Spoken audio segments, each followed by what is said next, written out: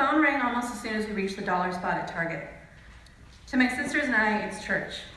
We make weekly, sometimes multi-weekly trips to Target. It's a bright, orderly place that I happily contribute 5 to 20% of my annual salary to.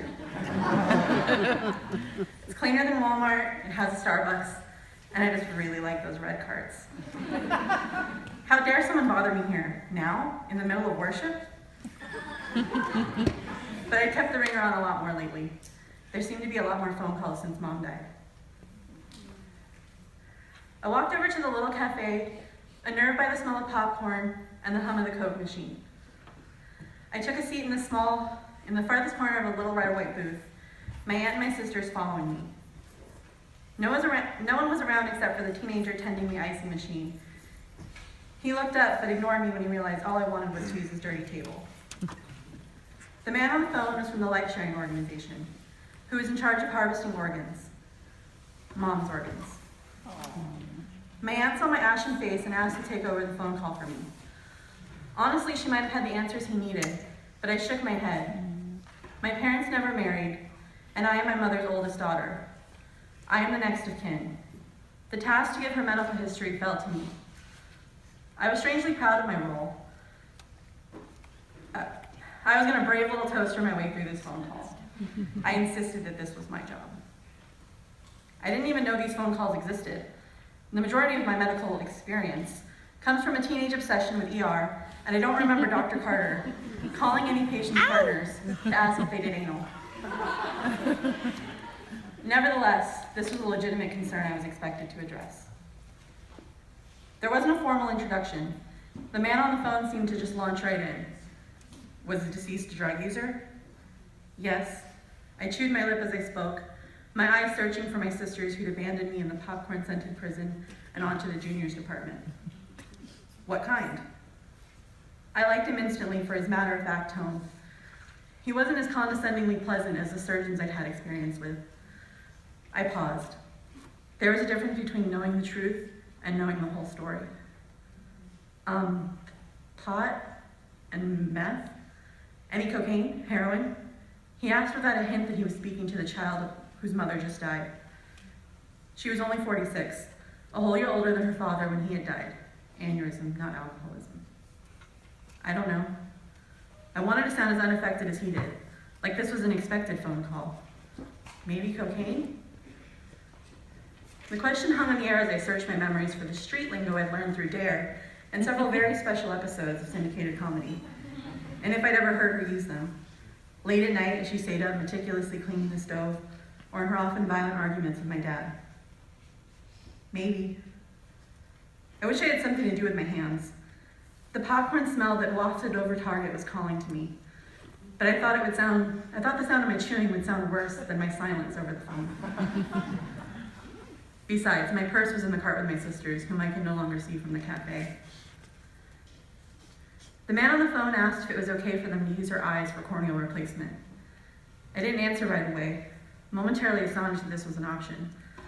I teared up as I explained how terrible her eyesight was. As much as I tried to separate her from the body, it was still her.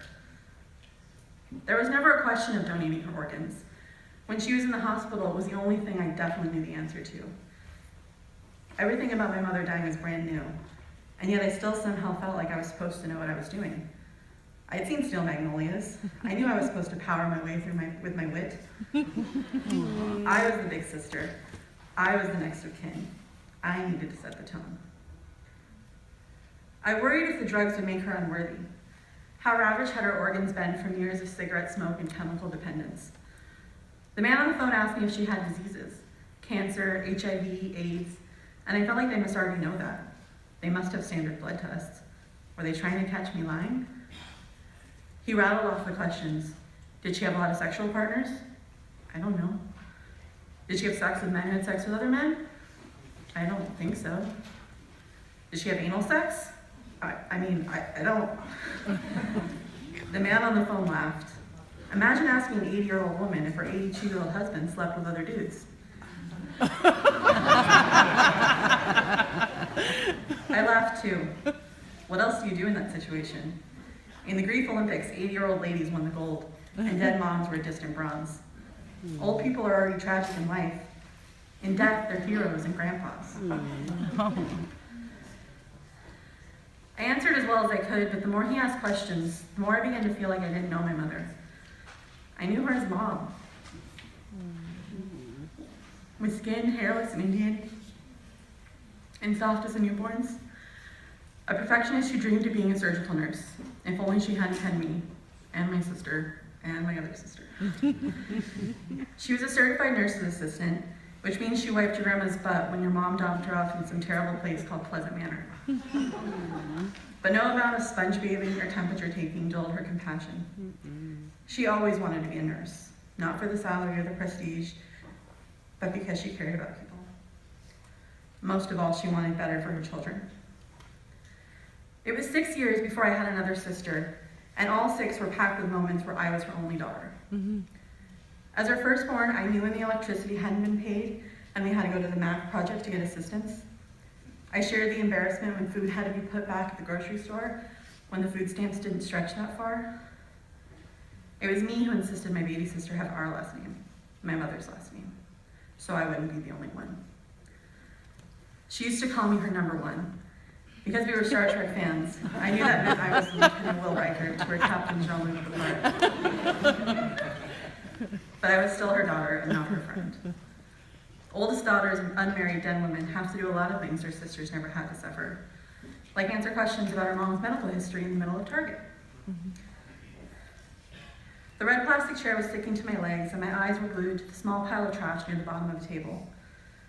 I wish this wasn't my job. I wish I just let my aunt take over. The telephone guy wrapped up the phone call with a sincere thank you on behalf of Life Sharing, a member of UNOS. For those who are not obsessed with ER, UNOS is the United Network for Organ Sharing. It's kind of cute how they call it sharing, as if heart valves and kidneys were not unlike crayons in kindergarten. As if someone usually didn't have to die before sharing it with the next person.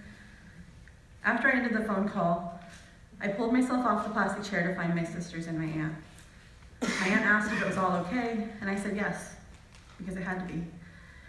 This was just going to be life from now on, invasive phone calls and in between regular visits at Target. I helped my sister pick out a skirt and wipe the phone call from my mind. We had a memorial service the following week, and she was cremated. She is still on the shelf in my apartment. I didn't want the urn, but we really didn't know where to put it. It's gold and mother of pearl, and it doesn't match any of my decor. Sometimes when I'm looking at it and thinking about how ugly it is, I wonder if she's thinking about me too. Is there some great beyond like we're shown in literature? Death is always supposed to have so much meaning, but now that I get to experience it firsthand, I know that there's no meaning in death. It just sucks. More than a year later, I received a letter from the Life Sharing organization. They'd sent a thank you note before and invited me to some event for survivors, as if I wanted to go hang out with Miss 80-year-old. Would we talk about our phone calls over cheese and crackers? I wanted no part of it. I did and do feel very strongly about organ donation, but like most aspects of grief, it all came across as overreaching, disingenuous, or schmaltzy. The worst part of grief is the way everyone asks you if you're okay, as if they don't know how not okay loss is. I told a friend how I was mad at every person that had a mother who was alive, and she seemed shocked and gasped in this scolding way that made me retreat into my skin. I didn't know how to describe the feeling to anyone. Sure, I had my little sisters, but death was still new. It was like all the movies said, but completely opposite. They got the sadness right, but the bizarre and the hilarious and the heartbreaking were missing. I wasn't interested in this letter.